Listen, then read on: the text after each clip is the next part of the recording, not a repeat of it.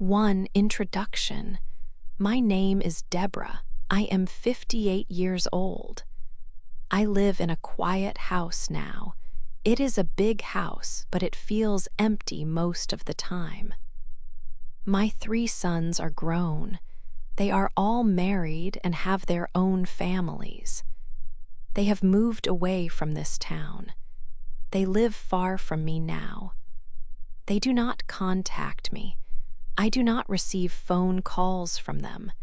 They do not send letters or emails. This makes my days very long and often very sad. Every morning I wake up and the house is silent. There is no one else here. I make breakfast, but only for one person. I cook a small amount of food. Sometimes I do not feel like cooking at all. The kitchen feels too big and empty for just one plate and one cup. I eat my meal in silence. There is no one to talk to. There is no one to share a laugh with. It is a lonely way to start the day. After breakfast, I try to find things to do.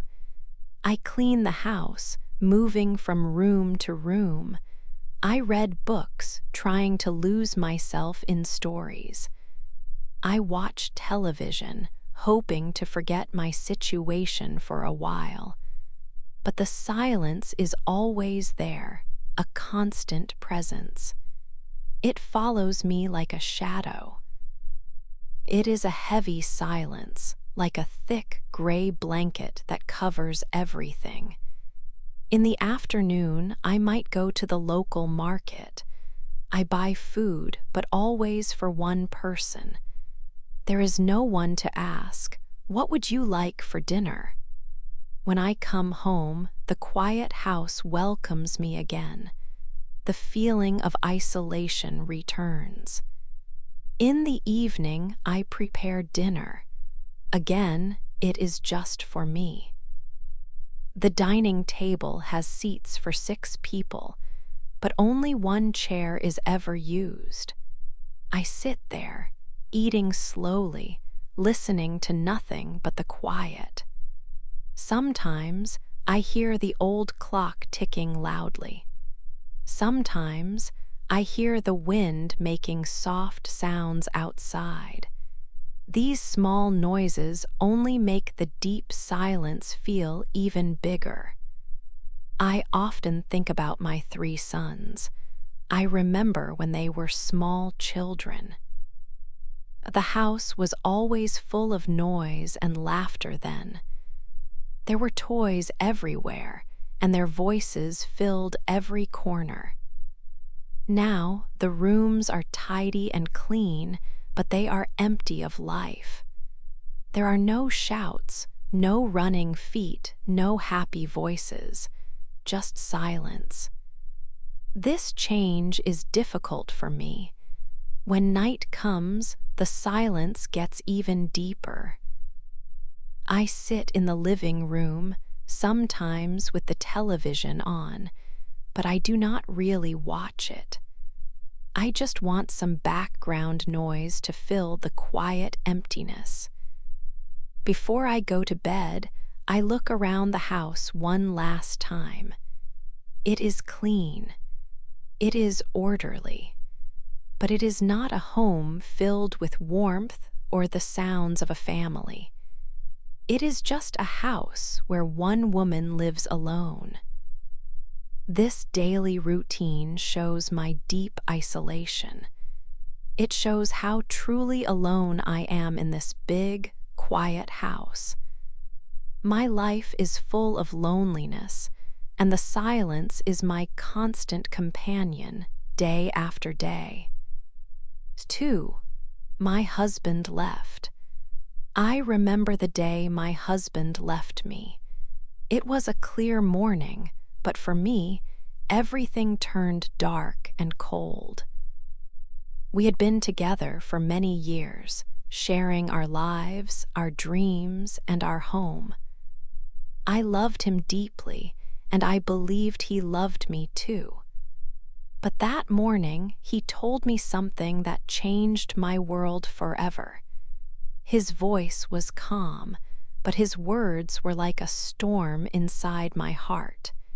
He looked at me and said, "Deborah, I am leaving." I could not believe it. My mind refused to accept his words. It felt like a bad dream. I asked him why, and his answer brought a terrible, sharp pain. He told me I was too old for him. He said he had found a younger woman. She was new, he said, and full of life. He wanted that newness. He wanted a different future, one without me. His words, "too old," kept repeating in my head. They cut deep and made me feel small and unwanted.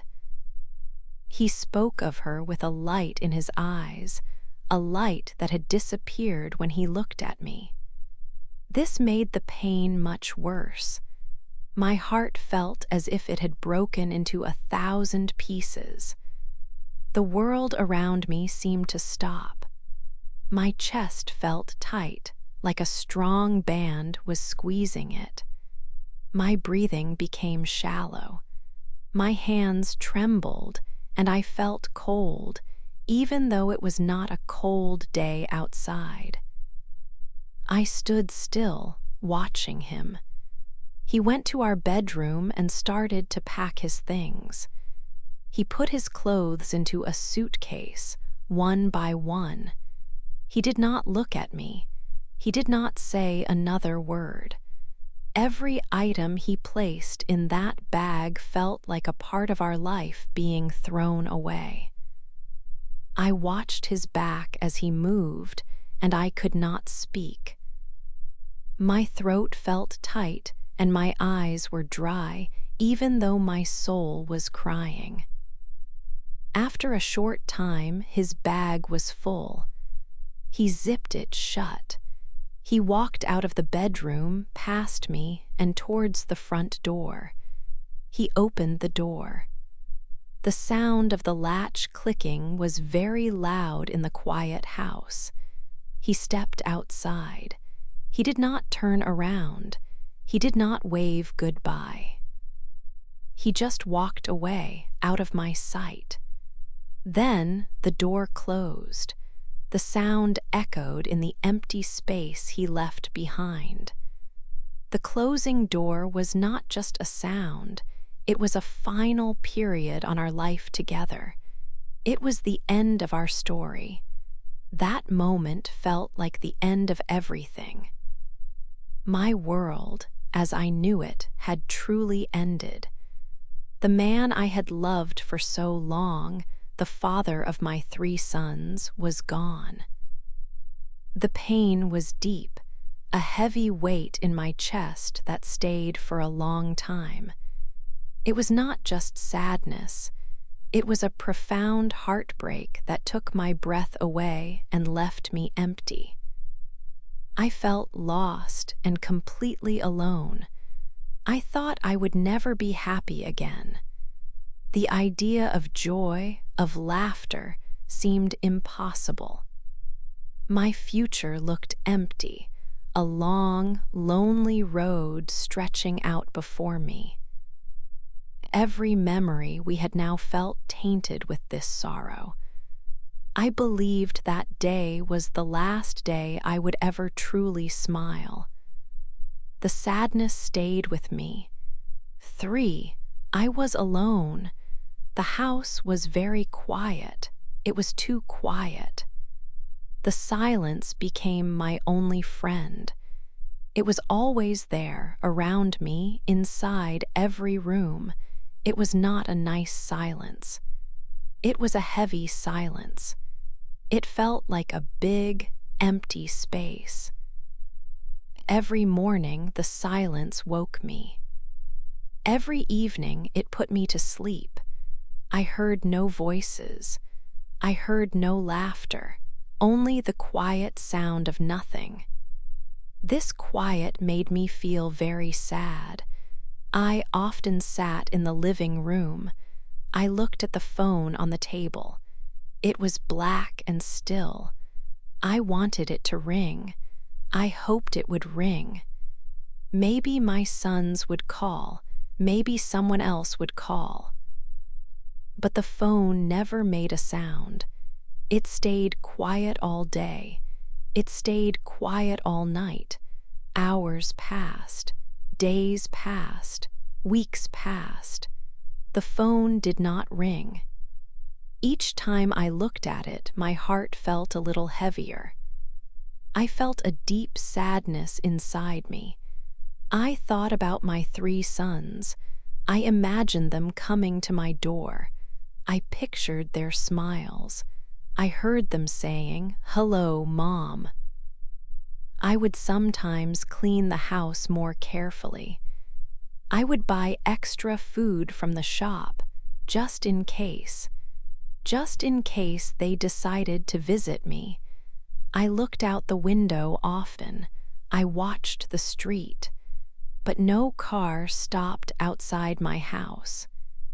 No footsteps came up the path. The door stayed closed. They did not come. I felt like a ghost in my own home. Did anyone remember me? Did anyone think about me? It felt like I was not there.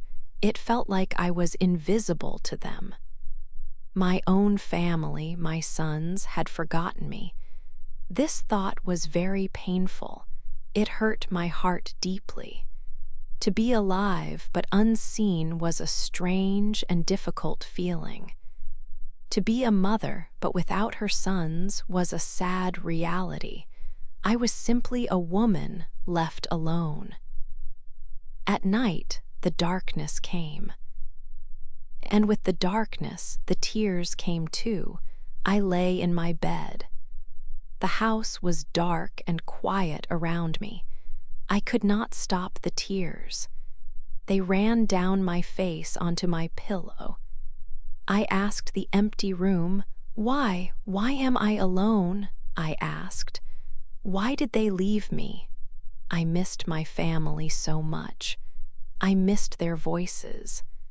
I just wanted someone to be there, someone to talk to, but there was no one. Only the silence.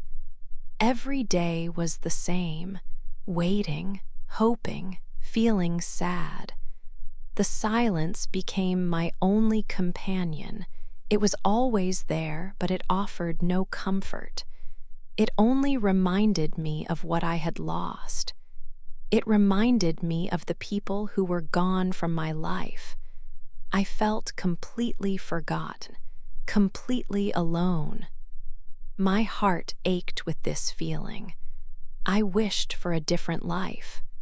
A life with laughter. A life with family.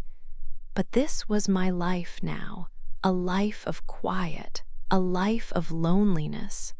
For a lucky day. One day, the quietness in my house felt very deep. Every day was the same. I felt tired of this. I wanted to do something new just to make a small change. That morning, I walked to the local shop. It was a cold day. Inside, I saw lottery tickets. I had never bought one before. I did not think about winning. It was just a small piece of paper, but I bought one. It felt different. I put the ticket in my pocket. I went home. I had no real hope of winning a prize. It was just a small break from my usual day. The next week, I was tidying the kitchen. I saw the lottery ticket on the table. I had almost forgotten it. The newspaper was open nearby with the winning numbers. I thought I should check my ticket. It would take only a moment. I picked up the ticket. My hands were calm. I did not expect anything. I started to compare the numbers one by one. The first number matched, That was a small surprise.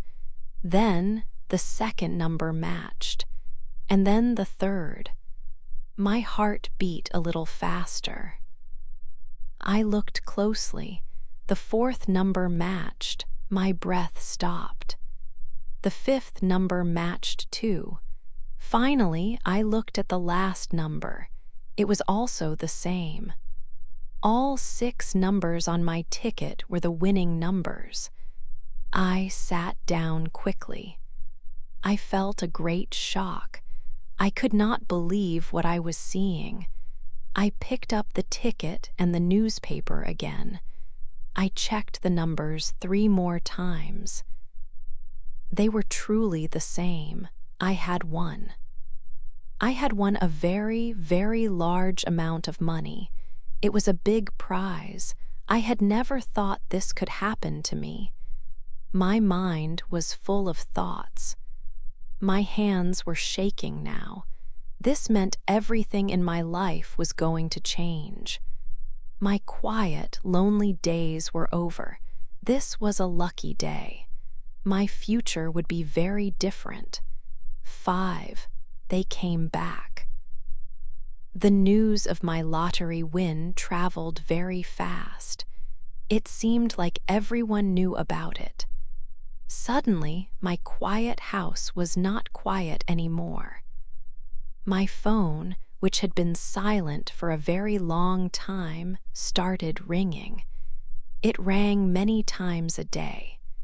People I had not heard from in years called me, but most importantly, my sons called. All 3 of them called me. First, my oldest son, David, called. He said he missed me very much. He asked how I was doing and if I was well. He said he wanted to visit soon, perhaps that very week. Then my middle son, Mark, called. He sounded very happy to talk to me. He told me he loved me and wanted to see me as soon as possible.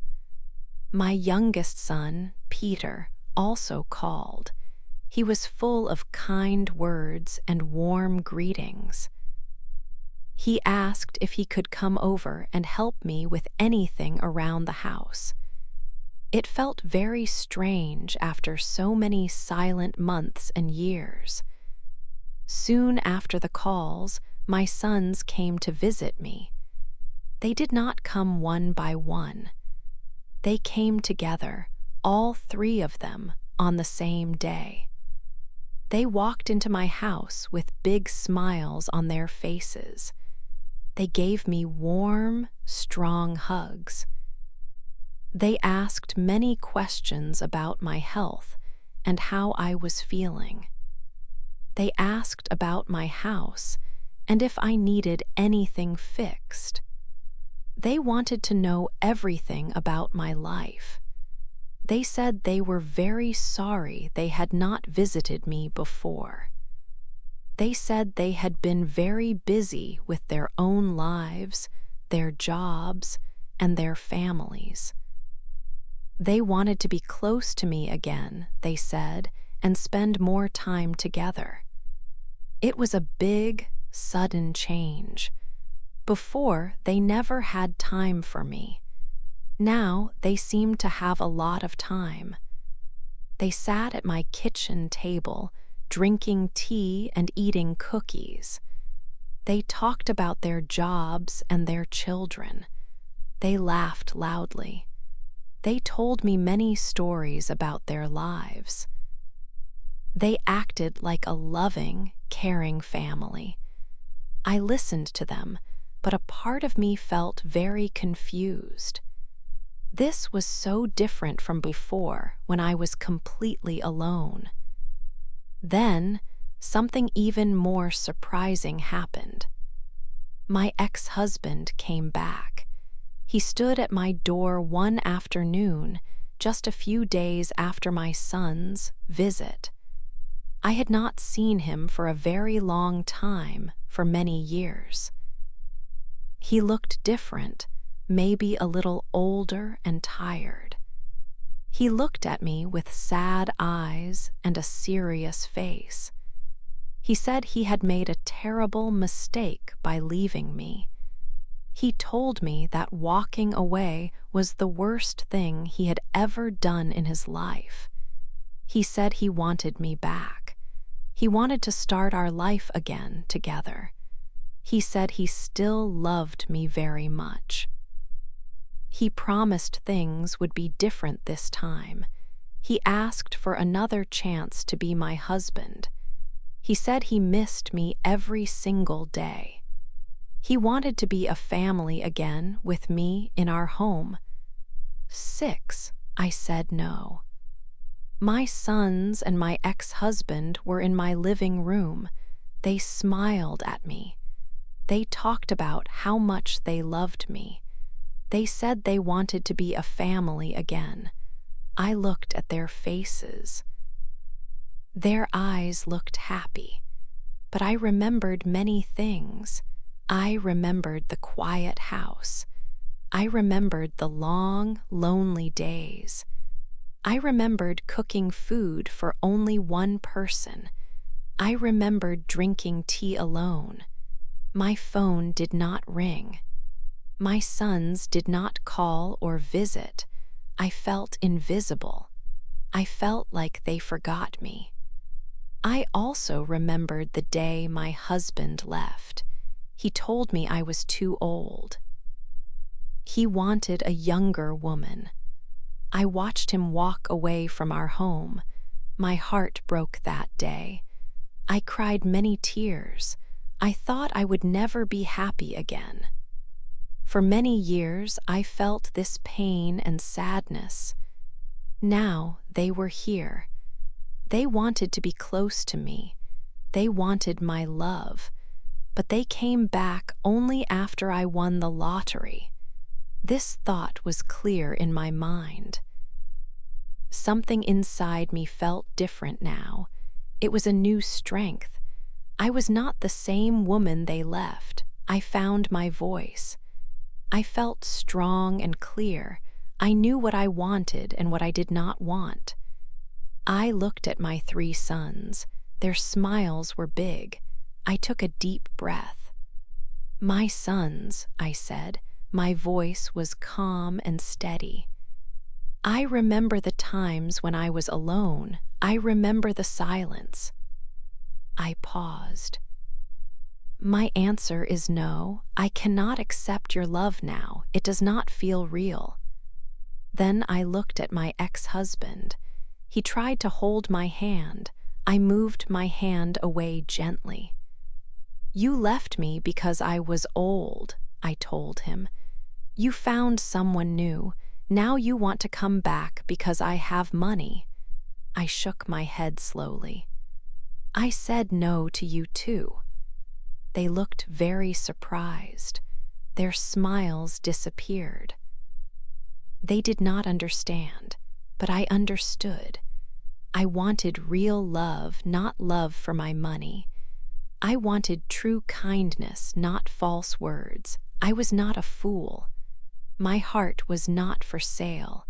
I wanted honest, real love. I had waited for it for a long time. Now I would wait for it again, but on my own terms. 7, a good friend. Throughout all her sad times, one person was always there for Deborah. His name was Mark. He was her kind neighbor. He lived in the house right next to hers. Mark always had a friendly smile and a soft voice. He saw Deborah often, especially after her husband left and her sons stopped calling. He noticed her sadness. He did not disappear like others. He stayed. Deborah remembered many times when Mark showed her true kindness. She often felt very lonely. She would sit in her quiet house, feeling forgotten. Mark would sometimes come to her door. He would ask, "Are you okay today, Deborah?" His simple question meant a lot. It made her feel seen, not invisible. One afternoon, Deborah was in her garden. She was thinking about her empty life. Tears came to her eyes. Mark was working in his own garden. He saw her. He came to the fence between their houses. He did not ask many questions. He just listened. Deborah started to talk about her pain. She spoke about her husband leaving and her sons forgetting her. Mark just listened carefully. He did not offer easy answers. He just nodded slowly, showing he understood. This listening made Deborah feel a little better. She felt a connection, even in her deep sorrow. Another time, Deborah became sick. She had a bad cold and could not leave her bed. She could not go to the shop for food or medicine. Mark noticed that her curtains were closed all day. He came to her door. He knocked gently. When Deborah answered, he saw she was not well. He asked if she needed anything. He went to the grocery store for her. He bought her some soup, bread, and important medicine. He did not ask for any money. He just wanted to help his friend. Mark often brought small gifts. Sometimes it was a plate of homemade cookies. Other times it was a fresh flower from his garden. He would just stop for a short chat about the weather or local news. These small acts of kindness were like warm lights in Deborah's very dark days. They showed her that someone cared. He never talked about her money problems. He never asked why her sons did not visit. He never spoke about her husband who had left. Mark treated Deborah the same way always, with great respect and simple kindness. He saw her as a person, a neighbor, and a true friend. He did not see her problems or her loneliness as a reason to stay away. He was there for her when she had nothing.